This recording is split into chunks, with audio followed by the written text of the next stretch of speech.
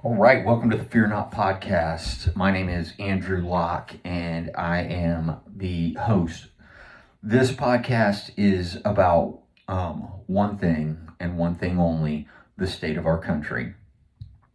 There are a lot of folks in the alternative conservative media space that are doing great work and talking about the issues. But we have a problem in this country, a very, very serious problem with corruption and the real loss of our true um, representative republic.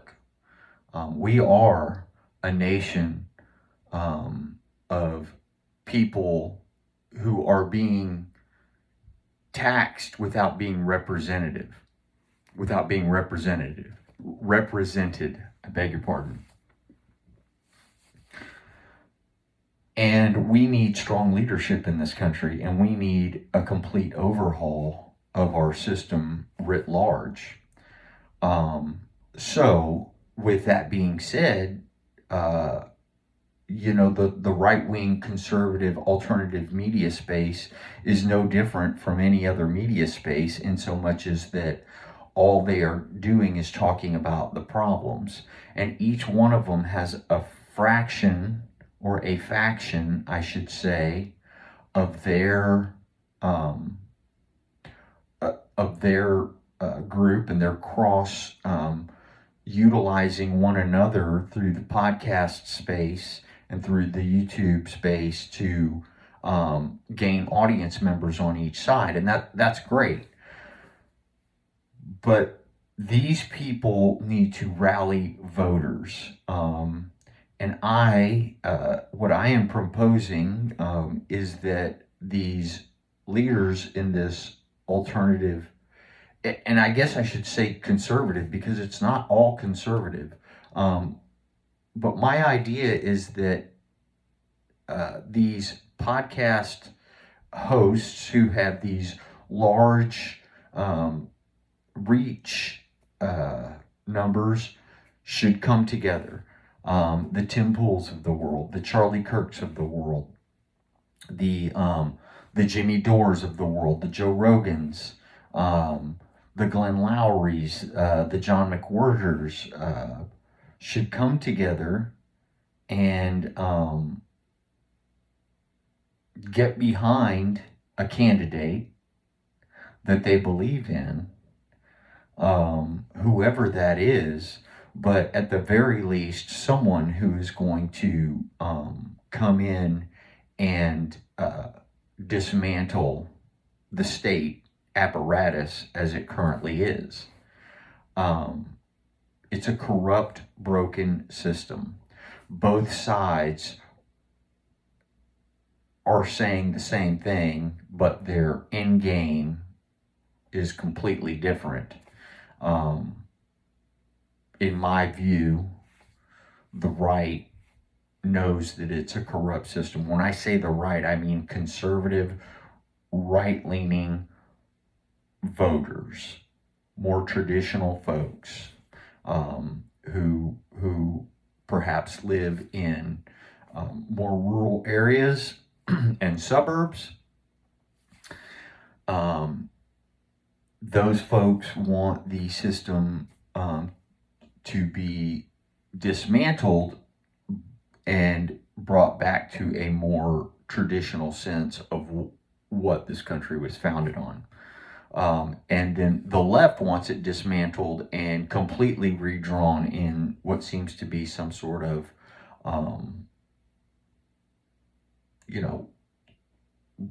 writ large, equity-based reward system based on immutable characteristics.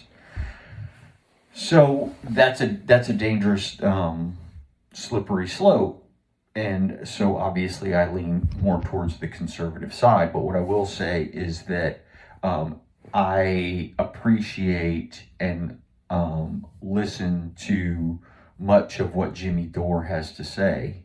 I listen to and appreciate much of what um, uh, other people that are traditionally classic liberals. Um, so it seems as though the political spectrum is completely flipped in the country, and um, but not even just flipped, but taken such a bizarre turn, in so much as that um, we now have more right-leaning conservative people that are anti-war and anti-establishment than we do, and Democrat voters tend to be more of a uh, establishment sycophants, for lack of a better. I mean, to get behind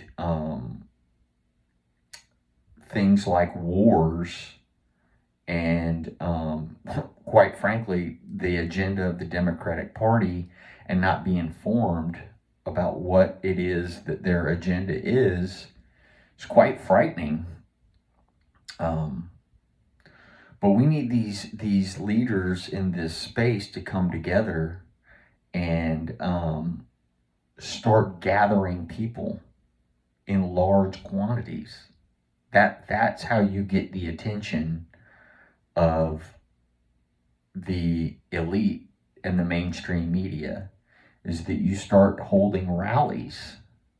Call them whatever you want. Call them freedom rallies.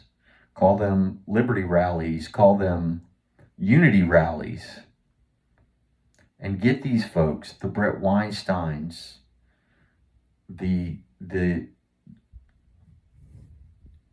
all these folks that have all this reach, need to form a coalition of them and their listeners, and start really working towards some real change in this country, and take back get some representatives in there, and you know our system in our country is headed towards,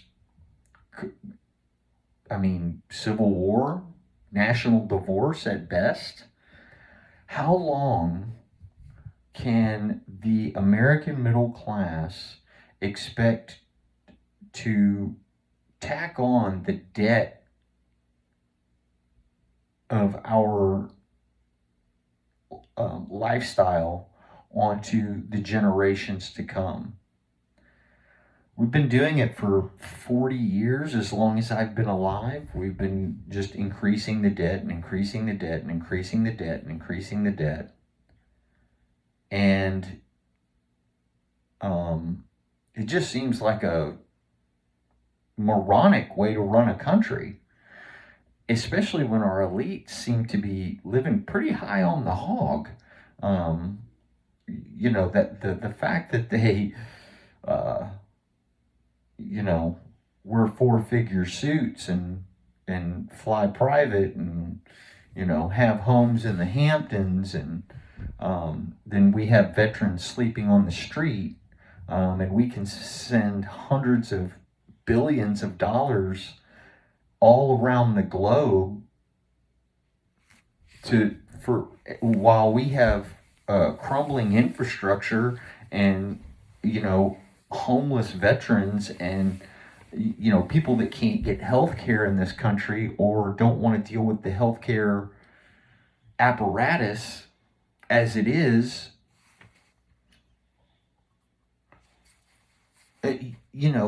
How many of these problems can be solved if we quit trying to solve every problem that pops up around the globe?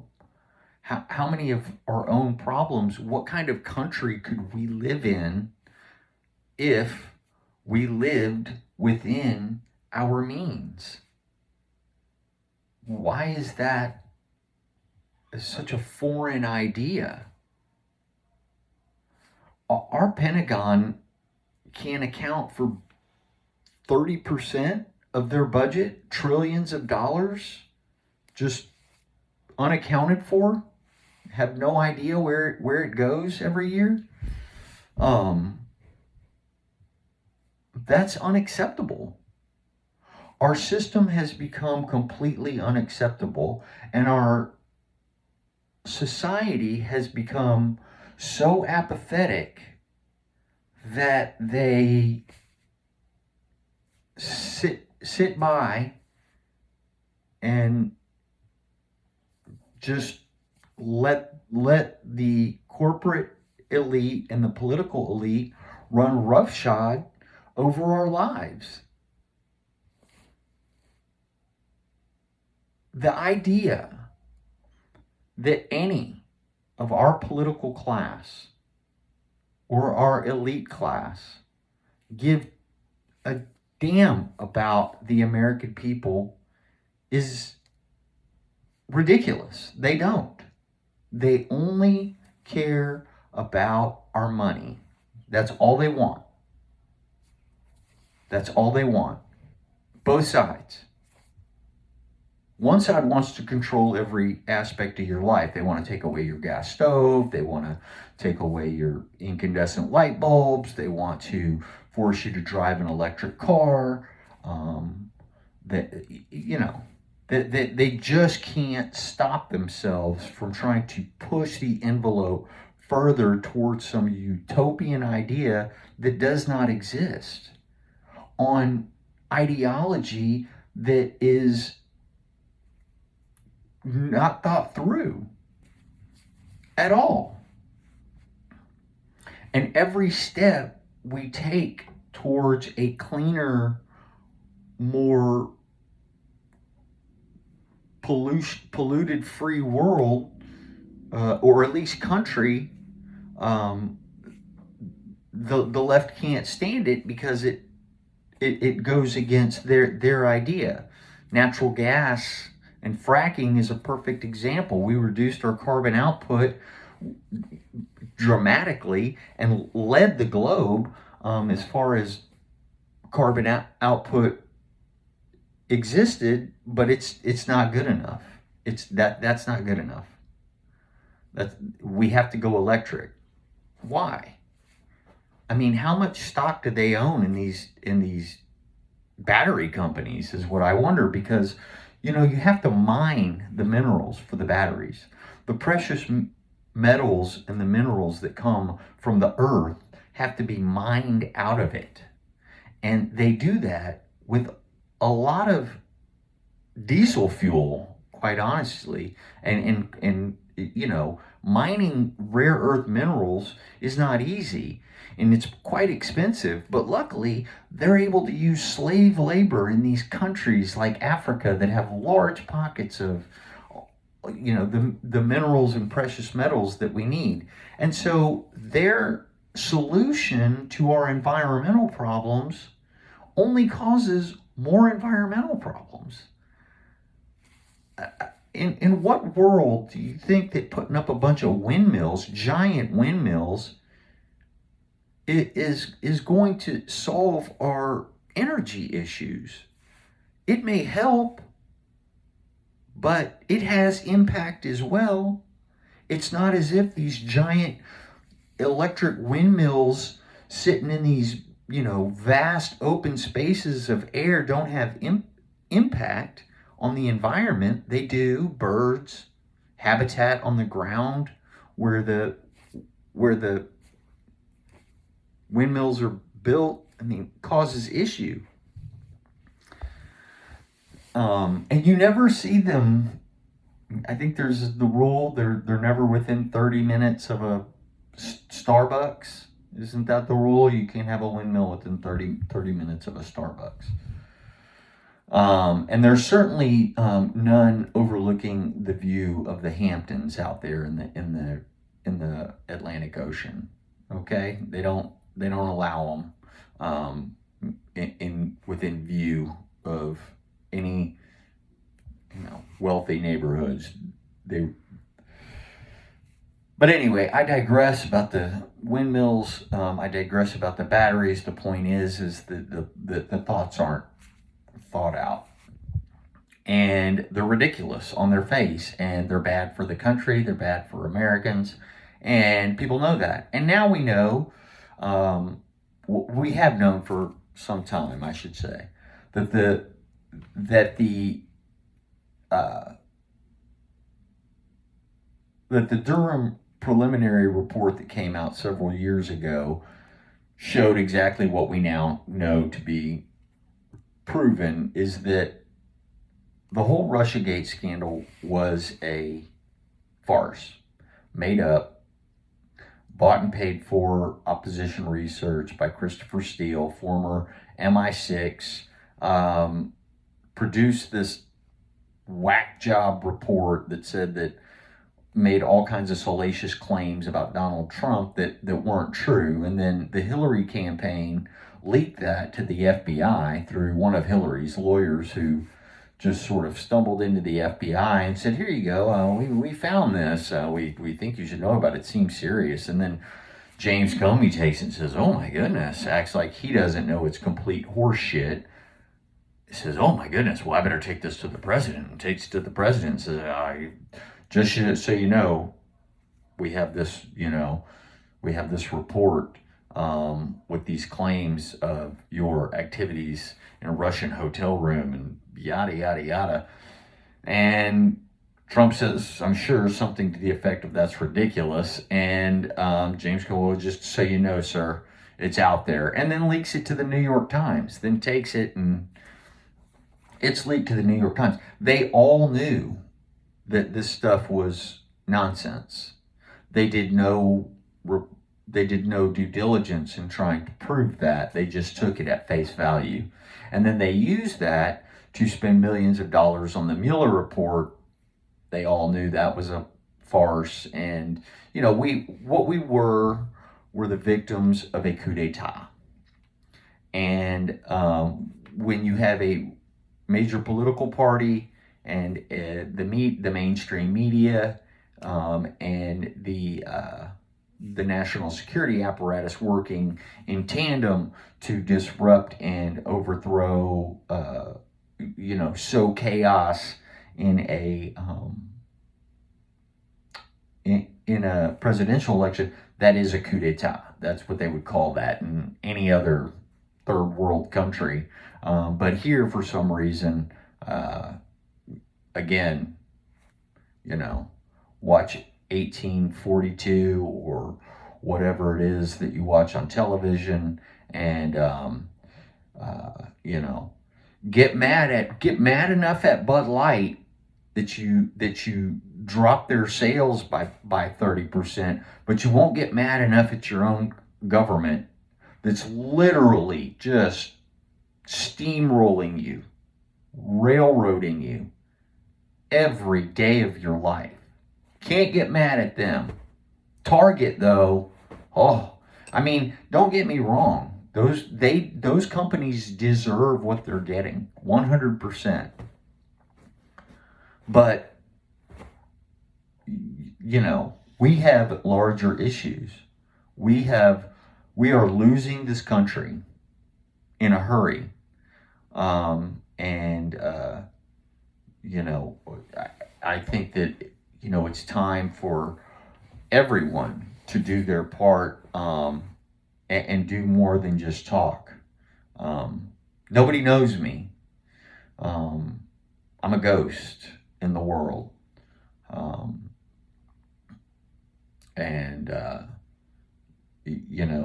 So we need the leaders of our ever broadening community to come together and rally this country. The sane in this country together. Not asking anyone to run, but if we can't get the leaders in this country to step up and lead, and we think that we're going to de facto vote someone in that can lead or should lead or wants to lead, Um, that's fine. We can have those representatives, but it is time for the broader community of the classic liberal and the traditional conservative to come together uh, against the woke insanity that's taking over the country. When you live in a country where you're that is where we have a president that is obviously non compos mentos. He is uh, just coming apart at the seams in front of our eyes. Um, and I would feel bad for him if he wasn't such a corrupt, old, just awful human being um, who has spent his entire life suckling from the teat of the American people while simultaneously fucking them over at every possible second.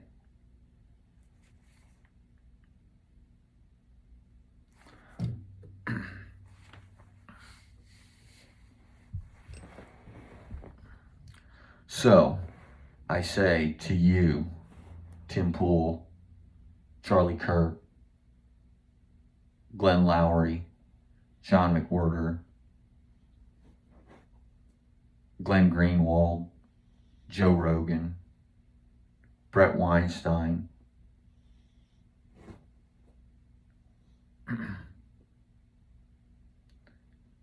bring your people together, Charlie Kirk. Obviously, Turning Point is rallying, but that's what I'm saying is I want turning points. I want Turning Points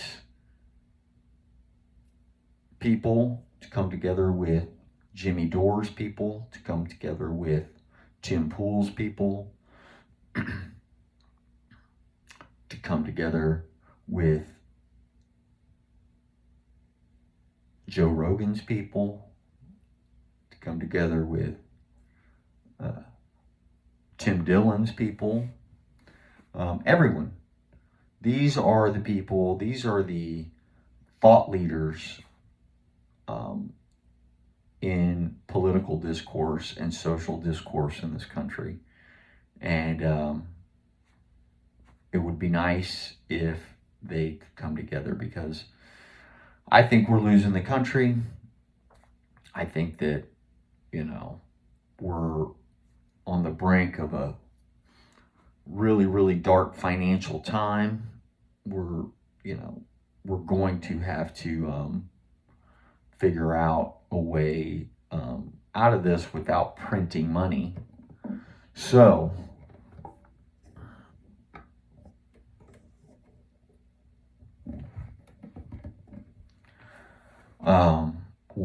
we'll see.